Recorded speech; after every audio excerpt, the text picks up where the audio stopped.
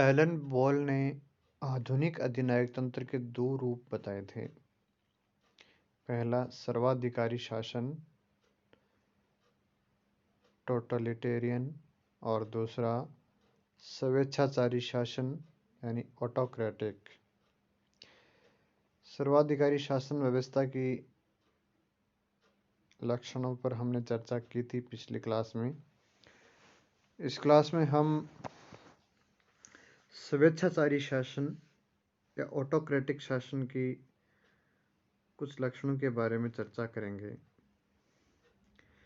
स्वेच्छाचारी शासन की स्पष्ट परिभाषा देना थोड़ा कठिन है, क्योंकि ऐसे जो शासन होते हैं वो अस्थायी होते हैं और यहाँ इस बात पर ध्यान देने की आवश्यकता है कि उदारवादी व सर्वाधिकारी शासन व्यवस्थाओं में वर्गीकृत न होने वाले शासन स्वतः ही स्वेच्छाचारी शासन की श्रेणी में सम्मिलित नहीं किए जा सकते।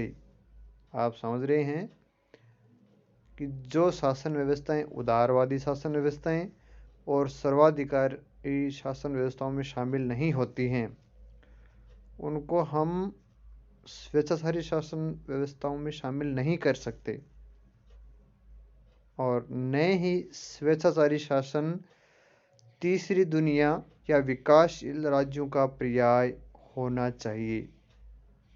लेकिन फिर भी उदारवादी व सर्वाधिकारीवादी शासन व्यवस्थाओं को छोड़कर जो बची हुई शासन व्यवस्थाएं हैं उनको स्वेच्छाचारी शासन व्यवस्थाएं ही माना जाता है।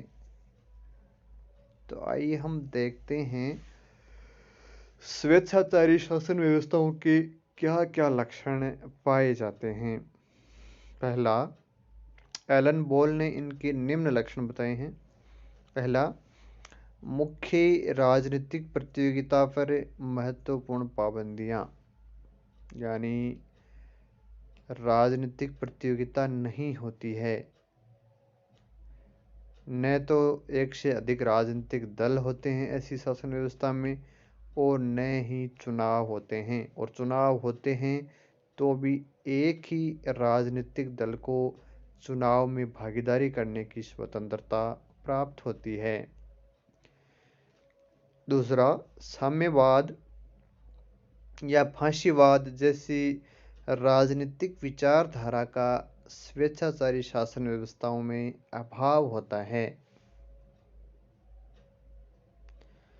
तीसरा, राजनीतिक आज्ञाकारिता प्राप्त करने के लिए राजनीतिक सत्ताधारी जोर जबरदस्ती तथा बल प्रयोग पर ज्यादा निर्भर रहते हैं। लोगों को अपने आदेशों की आज्ञा पालन करवाने के लिए बल का प्रयोग इस प्रकार की शासन व्यवस्थाओं में आम बात है।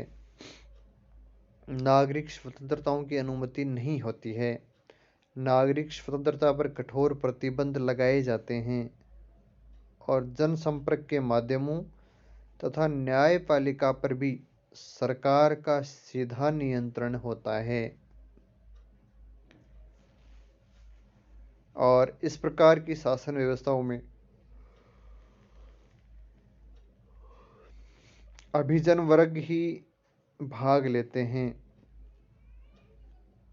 और अक्सर सेना भी आकस्मिक राज्य परिवर्तन के द्वारा सत्ता हथियाने का काम करती है। और स्वेच्छाचारी शासन व्यवस्थाओं में एक गुट का राजनीति पर एकाधिकार रहता है। तो इस प्रकार एलन बॉल ने ये 5-6 विशेषताएं स्वेच्छाचारी शासन व्यवस्थाएं की बताई हैं। हमने जो ऊपर स्वेच्छाचारी शासन व्यवस्थाओं के लक्षण देखे हैं, जो सूची बताई है, इसको हम पूर्ण नहीं कह सकते। इस श्रेणी में सम्मिलित शासनों की इतनी अधिक विविधताएं हैं कि सभी लक्षणों को सूचीबद्ध करना कठिन कार्य भी है। और इस श्रेणी में परंपरागत शासक वर्गों वाले राज्य जैसे सऊदी अरब, इथोपिया, नेपाल, सैनिक सरकारों वाले राज्यों के उदाहरण हैं नाइजीरिया, और असैनिक शासन व्यवस्थाओं वाले राज्य के उदाहरण हैं अल्जीरिया तथा मिस्र।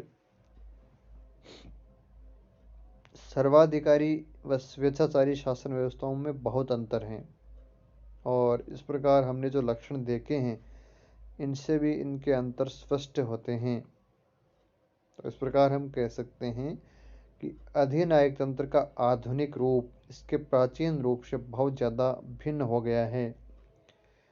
आधुनिक अधिनायक तंत्र में व्यक्ति की स्वतंत्रताओं पर प्रतिबंध एवं मनुष्य के हर पहलू नियंत्रित करने के कारण इन व्यवस्थाओं का नाम लेते ही हमें दुर्भाव का बोध होता है।